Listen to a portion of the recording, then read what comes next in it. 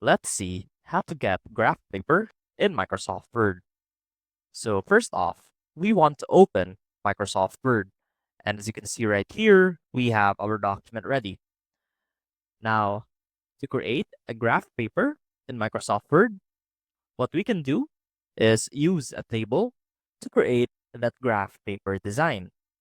So first off, we want to click on the Insert tab, look for Table right here.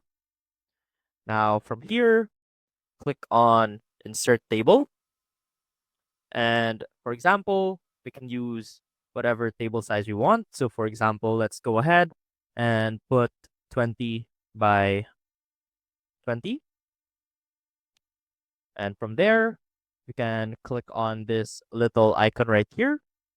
Now head on over to table layout and set an equal size for the height and width of your cells. So for example, if you want um quarter quarter size cell, we'll set this to 0.25, 0.25, and just like that, we now have even cells.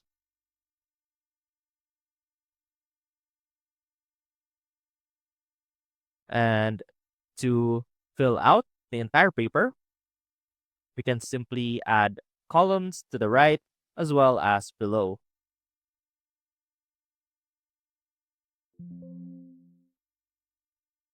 And from here, we can simply adjust our table so that it fits the entire page. And basically, that is how you can get or create graph paper in Microsoft Word. I hope this helped, and I will see you soon.